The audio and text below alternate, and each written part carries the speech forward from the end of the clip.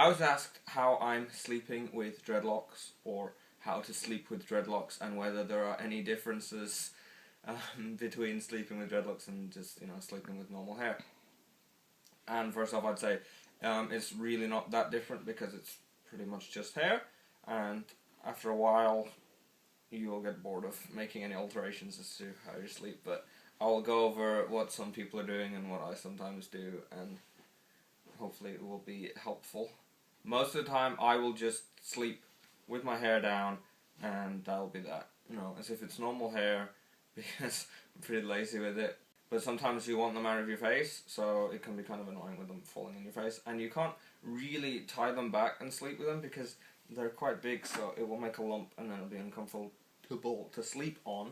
So what I am sometimes doing with it, and what some other people are doing, is you get an old t-shirt here, and preferably a big t-shirt, and preferably a t-shirt that you're not going to want to wear for normal t-shirt wearing purposes again, because you're probably going to stretch the neck on it. But what I'm doing here is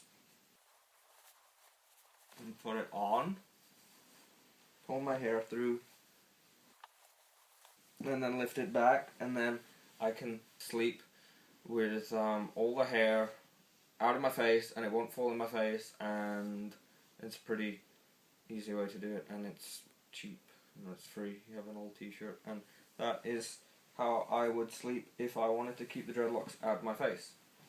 As I said, it's kind of annoying to tie them back, or you can use a headband and things, but with the t-shirt, it lets the dreadlocks sort of go all over the place without holding them in a specific place, so it doesn't get uncomfortable, but also keeps sort of t-shirt between you and the dreadlocks if they are annoying you. Some people will sleep with hats on to keep dreadlocks out of the face, but also hats to rub, and then if it rubs, it will make loose hair knotty, but obviously it's going to be really warm if you're doing that. The dreadlocks at the back are going to get rubbed when you're sleeping on the pillow anyway, so they're going to get some sort of rubbing and attention when you're sleeping. Anyway, I've known some people to put sort of like a wool cover over the pillow so that it rubs your whole head, and then it helps knot up other hairs, but I think it's kind of excessive, and it's not necessary, really.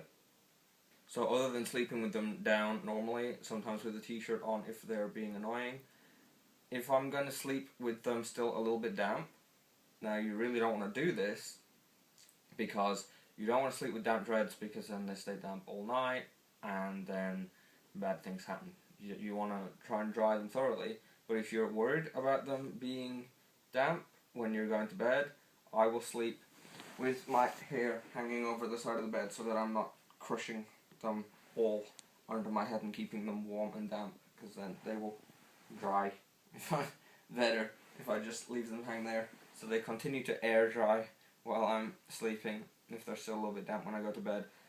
And I will also sleep with a fan on most of the time, because that's why I can't understand people sleeping with hats on, because this is like wearing a hat anyway, and so I have to sleep with a fan on just because it gets really warm. Anything else about sleep and dreadlocks? Let me think. You might find that you don't need as many pillows, because it kind of acts like a pillow.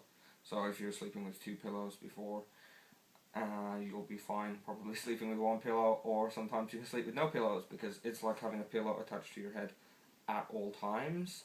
If you have really new dreadlocks, especially with backcombing, you'll find that your scalp might be really sore, because you've had someone pulling at your head for hours, and so then it might be uncomfortable to sleep, because your head is all sore, and from laying, there's not really anything special you can do about that, apart from take headache tablets and stuff.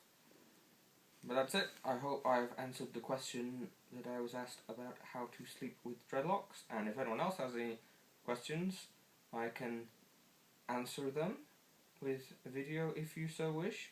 But now I'm going to get cozy in bed and go to sleep. Thank you. Bye.